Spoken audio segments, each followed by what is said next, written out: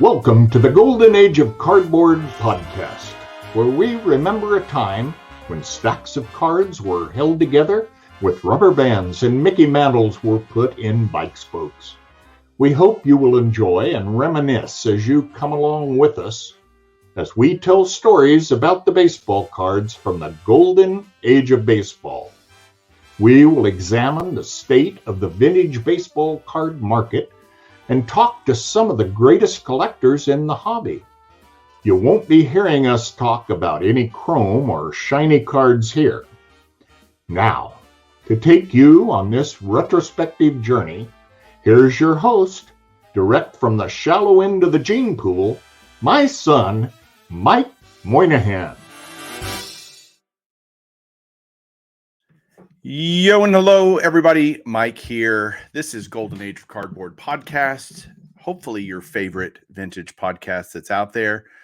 And welcome to another episode. Today is going to be just a solo episode for me. I've wanted to do this for a while because I get a lot of questions about, the set registry. And I think there's a lot of people out there that hate PSA. And I totally get that, why you might hate PSA. That's totally understandable. But the one thing that pretty much universally people can say is that the set registry is a pretty cool thing. And I have been a set registry guy for, closing in on 15 years. And it's something that I really enjoy. And I wanted to share that with you, why I like it so much. And maybe you can understand a little bit why so many collectors are set registry guys. There's a lot of people that have never done set registries. They just don't know how or don't know what's the deal? Like, why is it such a big deal? And the answer is, for some collectors, it may not be a big deal at all. They don't care. Okay. But for those that you that do, I'm going to show you some of my favorites tonight. I'm going to show you kind of how to do it.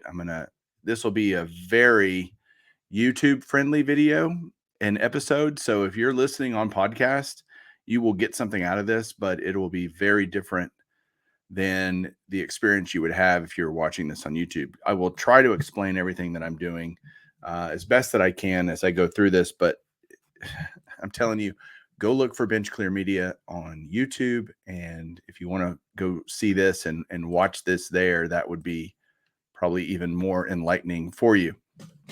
So let's get into it. I'm going to share my screen here and again, try to describe as best I can what's going on as I do this. And I'm just going to have my screen pulled up. So here's the deal. When you get a PSA card and you want to add it to your inventory, you will have an inventory, and there's an add inventory button. You can put in the cert number of the card, and in it goes. So when you add inventory, you'll put in the cert number, and there's a little checkbox down there that says add these items to all of your existing sets where they match, or replace items if the rating on the new item is higher. So it'll do it for you. If you put in a card that might be included in multiple set registries or even just one set registry, it'll add it for you if you check that box when you add a card into your inventory. So here's I'm looking at my active inventory right now as it's pulling up. It's very slow. I have a lot of cards there. So you can see that it'll for me, I only show 100 at a time because the system starts puking on itself. But because I have currently 2,929 cards, on my inventory in PSA. And so there's several ways to do this. You can start set registries for just about anything you can possibly imagine. Player runs. You can start them for different, if you just want all the 1954, you can do complete sets. You can do just Hall of Famers from that set, just teams from a certain set. If you want the 55 Topps Dodgers because they won the World Series or whatever, you might do that kind of stuff. And it'll tell you which cards are in that set. What's cool about set registries also is it ranks you against other people. And that's just kind of neat, not from a it's more of a personal ego. I'm just going to admit it. It it's like, wow, okay, where do I stack up against all the other people that have their cards listed in the PSA inventory? And so there's some just personal pride to that. Honestly, it's nothing more than that. But I mean, I like to be proud of my collection, and I like to see where I stack up against other people. So I use the set registry. Now you can do a few things. You can request a set if a set doesn't exist. You can fill out a set request. It gives you the examples and things that you want that they will consider to try to make a set. All the different criteria is listed there. And then they have set registry news, and it shows new checklists that might have been added. Because they're always adding new sets. I mean, I'm looking at the thing here, and it says on 4/17, which was a week ago, a little over a week ago, they added, I don't know, a couple dozen, 40 different sets, including things like the Frank White rookie set. Okay. Todd Zeal master set, Todd Zeal basic set. So they're always adding player sets. People have to request them. And I think you have to have 5 cards that would be a part of that set in order to request that set get created. So you have to already be down the road. You can't have them create a set that no one's going to participate in. Even if it's only you still have to have some of the cards. And I tell you all this because it's really important to kind of know that, hey, maybe it's not for me, but I want to go investigate it and go see if a set is there that I like, that I want. There's a button up here called Start a Set. And so when you hit Start a Set, it will bring up sometime a basic, here's based on your inventory, you're able to start these sets for these checklists. And so it'll look at what cards you have in your inventory and give you a list of sets that, hey, maybe you want to start these because, for example, Carl Yastrzemski basic top set, I have it 100% completed. There's 24 cards that are required. I don't need any of them. So I'm there on the Al Kaline set, Nolan Ryan, Tim Raines rookie set. I mean, it'll give you all kinds of stuff, and you may go, yeah, not a big deal. I don't need to do that. But it might give you some ideas. Then if you're in your inventory, and then by the way, when you're in the start set, you just hit start set and it starts the set for you, and you can add the cards that you have. So if you're looking at your inventory, you can always click on the card and decide, okay, I'm gonna click on a 33 Gaudy Dizzy Dean. Okay, what sets could that be a part of? And when you look at the card, you'll have the basic card information there, the picture of the card if you have it in there. And then if you go down to sets, there's a whole section. And then below that's all the pricing information that they have for auction prices realized, etc. But if you're there, you can say, okay, I haven't started a 33 to 41 basic Gaudy set. If I wanted to start that, I could. If I wanted to start a 33 Gaudy Hall of Famer players, I could start that set with this card. This card happens to be in a bunch of sets that I've already started, and we're going to go through some of those here in a second. But super easy to see, okay, if I wanted to go down this rabbit hole with this card being a starter for that, where would I go? And you can go look at what sets are available to you with that card. So that's kind of cool. Then if you there's a tab along the top, there's, dashboard, inventory, and then sets. And so sets is everything that you have started a set for. And so for me, I'm going to show, I think I've got a lot.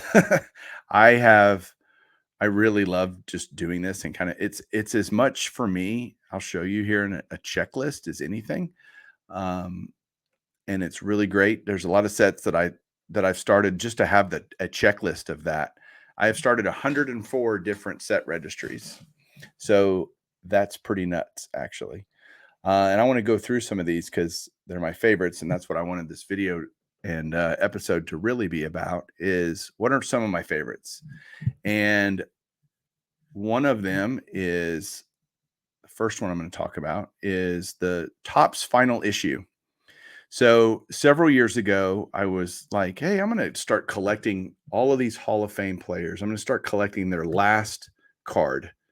And I really meant that, their last card. So for a player like Ted Williams, his last card is actually 1960 Fleer. His last Topps card is 1958. So what I did was submitted a request to have this set created by PSA. And they came back to me and said, basically, well, we'll do it, but we're going to use Topps issues only, which seems kind of weird because there are a bunch of players. I can think of another one, Reggie Jackson, for example, who his last Topps card is 1987, and his last actual card is 1988 Fleer. He has an 88 Fleer. So to me, his last card is really his 88 Fleer. He also has an 87 Topps traded, and that's true on a lot of these players, but they will use the last basic, Top Series 1 flagship, let's say, of which update and traded sets are not included, as their last final Topps issue. And so if I was to click, you can click on just the checklist name itself, and it will pull up a list of who all is doing this set. And again, I didn't start this that long ago, and there are currently, I'm looking at the entire list. There are, oh my gosh, I can't believe how many people are doing this set. 82 people have started this set, which is shocking considering it's not been around that long. But I am currently number 4 on that set, on the current finest. It tells you, it ranks the set. And the way it does that is it takes your percent complete, your GPA, which is your grade point average, essentially your average grade of each of the cards. It will give you a bonus if your card is either a 10, or let's say it's a vintage card and a PSA 9 is the highest graded. That's the top pop. It'll call it a top pop. That's the best one you can have. You have it. You get a bonus to your ultimate calculation of what your set rating is. And so I am not the number 1. I was number 1 for a long time, and some other people came along and started doing this set. So I need to get on board here. I'm actually the second highest in terms of percentage complete, 98.35. I think I only need 2 cards for this set. And so you can go see who's in front of you. And if I wanted to look at another person, I could click on their name, their set, if it's public, which most of them are. There's one here that's not, but there's another one that's not. But most of them are, public, and you can kind of see, oh, what do they have? And how are they ahead of me, and all this kind of stuff. And that's kind of cool. If I was to click on my name, it's pretty handy because it'll show all of my cards from my collection, my inventory that have been added to this set. And it tells me, what grade I have, what the population report is for that card in the grade that I have, how many are higher, etc.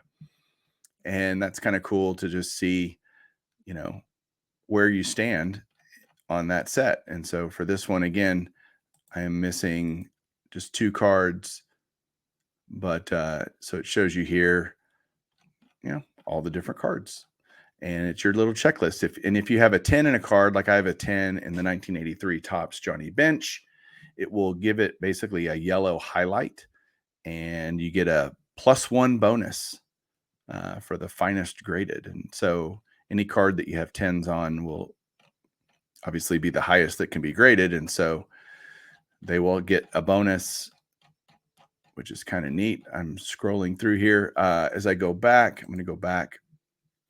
You can also, when you're just looking at the set itself, you can view the set checklist. And I think that's super valuable. If you don't want to do the registry, at least if you go in and you want to just get a checklist, you can do that through this without having to enter all your cards if you don't want to. And so it'll give you a list of all the cards considered a part of that set, and you can take a look and see what their weight is. So that matters because the weight will determine how impactful having that card is on your overall set rating.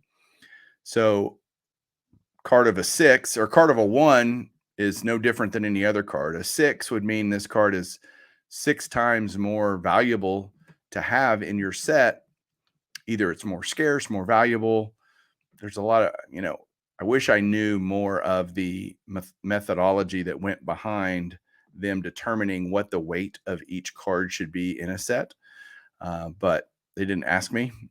So they've put all these cards in here. What I'm wondering is, I've requested a card be added to this because recently Scott Rowland was inducted into the Hall of Fame, and his card is not on here for his last Topps card, which is, I think, 2014 or something like that, 2012 maybe. So it's not currently listed on this set, and I'll show you what to do. Okay, there's a card that I have that should be a part of the set, and this really happens a lot when you have cards that are for a player run or something, or a player master set, and PSA just hasn't added it yet. You can go request that they add it. Usually they do it pretty quickly, actually. This is kind of weird that they haven't. So what I have to do to see that is I'm on the Final Topps issue, and I just click on my name, and then it'll bring up a way for you to, let's see, what does it say here? Report a cert that should match this checklist. So if you have a card that you think needs to match this checklist for whatever reason, you would click report a cert, and then you would, of course, it's giving me an error. Thanks a lot, PSA. You would put in the cert number and where it should go and all that kind of stuff, and off you go. Another thing you can do if you start a set. So let me go back to my sets, because you got Final Topps issue. That's one of my favorites. Again, I'm number 4 on that. I'm only missing 2 cards. I've got the post-war rookie set, which is, I want to do a whole video just on that set sometime down the road, because it's such a great, just look through the history of cards with all the great rookies from the post-war era, which is essentially, if we look here, and I only need 10, and I'm number 71. So that tells you how competitive some of these can be. But if you view the set checklist, you've got basically starting in 48 Bowman, 48, 49 Leaf. It will tell you which cards are included in this. For some players, you'll actually see that 2 cards can match a set. For example, for Satchel Paige, you can have the Leaf or the Bowman rookie, and it would count. Jackie Robinson, same thing. Warren Spahn, Stan Musial. Lots of players will have potentially multiple cards that can be included in that set. And so if you have one of the 2, you would put that in and it would count. If you had both of the cards, for example, I have both the Bowman and the Leaf Stan Musials, you'll just use the highest graded one, because it doesn't matter which one you have. They count the same towards your completion of the set and your rating. They don't rate them any different in terms of their weight. So it doesn't really matter. But the post-war rookie set is just one of those that I'm slowly working on getting completed, because it's just such a great set. Again, I need 10, and I need some that are kind of easy, I guess. Red Shane. I can never say his name. Red. I can never say his name. His rookie card I need. I've got a couple that I need to send in to get graded. I have Bob Lemon. And so, it's got to be in a PSA slab to count. And so that's the other thing that does kind of suck. I've always advocated for some type of universal set registry where it wouldn't matter which slab you had it in. If you had the card, or even if you had it raw, having the card and completing a set would just be great to have a way to track that online that way would be kind of these unique, kind of quirky things. I mean, if you have a 72 top set, you know if it's complete or not, but doing stuff like this is just different. Then you have, like I said, post-war rookies. Then another big thing I'm working on are all of the decade sets, 50s, 60s, 70s, and 80s.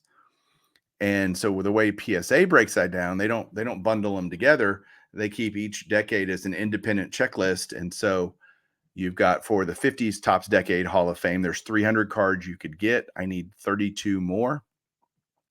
What kind of sucks about that is you don't have any of the Bowman cards. So I've had to create a Bowman Hall of Fame checklist and set registry for each of those years, 55, 54, 53, 52, 51, and 50. I'm not doing the 40s stuff yet, but those decades are great because it shows you all the different Hall of Famer cards that can be had in each of those decades. And sometimes there's been cards that they haven't included. And so I've requested to have those added, and they've done that. You've got I'm number 7 in the 50s, number 12 in the 60s, number 9 in the 70s, and in the 80s, I'm number 5. So I don't know if that's where that puts me in all those. I mean, each one is kind of its own little animal. And so I just keep adding cards as I get them for each of those decade completions, which for me is, again, all bundled together. And then I'm doing kind of offshoot stuff. I love my 84 Donruss, so I'm doing a Hall of Fame run there. That's its own set registry. 89 Upper Deck is one of those that I have also decided to do the Hall of Fame run. And again, that's its own set registry. So there's just so many different things you can do with your cards to find something that makes sense for you. Then I've got sets like 50 greatest all-time home run hitters. It's just one that I did because I just thought it was a cool checklist to do. But then there's the 300 great baseball cards by Mike Payne. Of course, that's kind of the thing that started me on set registries. It really got me going and made me really want to dive into it. So I'm currently number 5 on the 300 great cards. I still need 53 cards according to PSA, but I do have several of these in SGC or Beckett. I even have a Beckett slab of one of these. So it doesn't really tell the whole story of how many cards I have for that set. So I have a spreadsheet that does that, which makes it feel kind of like, well, if it doesn't really capture all the information, why would you not just use something that captures all the information? Well, it's not hard to put a card in here, and I want it in my inventory anyway, and so it's not a big deal to add it in here and have it both places for me. For some people, they would just go, "This is ridiculous. I'm not doing that." Well, again, you don't have to. Another one of my favorites is the top 100 cards of the 80s by Mike Payne. That was something that came out a couple of years ago, and I am 23 on that list. And what's cool is if you there are times you can look at it. I know a bunch of buddies that are doing the top 100 cards of the 80s, and so you can go down here and kind of look and like, I wonder if I know these guys. I don't see any of my buddies here on the top 20, but at least that I recognize. That doesn't mean they're not there. Just don't know that I recognize them. And then you'll see a lot of names you see multiple times because they're just on so many of them. Um, it's pretty cool. All right, keeping on going. I do have a lot of player runs that I do for set registries, and again, this is genuinely just for a checklist because I can pull it up on my app and I can see which ones I'm missing very quickly for a player's run. So when I'm at a show or something like that, I can just pull it up and makes it super easy if you look at your sets. And then sometimes I'll do the basic set. Sometimes I'll do a master set. The difference is a basic set is all their kind of main issue cards. So your tops, Fleer, Donruss, if they just have main issue, nationally issued kind of stuff. that will be there. It doesn't include typically all-star cards, or it's just flagship tops or flagship cards of a player. If they went through the era, if they were only the Topps era or Bowman era, they'll be in those. If they're later in the 80s, 90s, you'll have Fleer, Upper Deck, Score, Donruss, Leaf, whoever, past basically, 81 and beyond, you might have multiple cards in a basic set for said player. Then there's the master set, and the master set is basically everything that player appeared on. I mean, if I look at Willie Mays' set here, he's got 343 cards in his master set. So if you wanted kind of every card of Willie Mays, you'd need 343 of them. Mickey Mantle has 332 cards in his master set. So there's just a lot of players that have a lot of cards. Ted Williams, 176. So you just got to decide what you want to have and collect and look at. If you want to know all this stuff. And there's been times when I've looked at this master set and gone, oh my gosh, I didn't even know they had a card in that set. And I'd go try to find it. So that can be a great tool for that, if that's something you're looking for. Yeah. And then I've got the last two down here are top 200 and top 250 sports cards in the hobby. So that covers all sports, and it's just a bunch of different cards, like the best 250 cards. I want to say this was Mike Payne, but I'm not sure. No, I don't think it is actually. Now that it's a Joe Orlando book, I think that he did back in the day. And they made a set registry out of it, top 250 cards, which includes so many different cards from different eras and sports: football, basketball, baseball, hockey, boxing. Even I think there's a couple boxing cards in there. So those are things that I just thought, man, I wouldn't mind getting these. If I see them, I'd like to own as many of the best sports cards you could possibly have, and that includes some more modern stuff. But so yeah, that's kind of the set registries in a nutshell. And I know I spent a lot of time going through this. I really hope that you're either inspired to want to start it, or this convinced you, yeah, this is why I don't do that. This might have done that too. Like it's not overwhelming once you get into it, but I can see how it would be daunting at the beginning if you're like, I've never done this. I don't know where to start. Everybody's got unique situations. We're all fingerprints and snowflakes in this hobby. We're all unique. And so what I want you to do is, if you have questions, please reach out. You can either leave a comment down below if you're watching on YouTube. If you're listening on podcast, feel free to send me a message on my Instagram, Baseball Collector Mike. Be happy to, guide you or help you any way that I can, because we all need to help each other. And, until you know, you don't know. And there's no dumb questions. And I'll try to be a source of information for you if I can. And I'll tell you if I don't know the answer. I certainly don't know everything about this, but I've been doing it a long time, and I've found a whole lot of different ways to skin the cat in terms of building a set registry or using the set registry program and all that. So please reach out. So that's it for today, guys. I just wanted to show you some of my favorite set registries and why I love them. And again, thanks everybody for watching. Thanks for listening. We'll catch you next week. Please tune in next week. It's going to be an absolutely amazing interview, and you won't want to miss it. I promise. We'll talk to you soon. Keep collecting.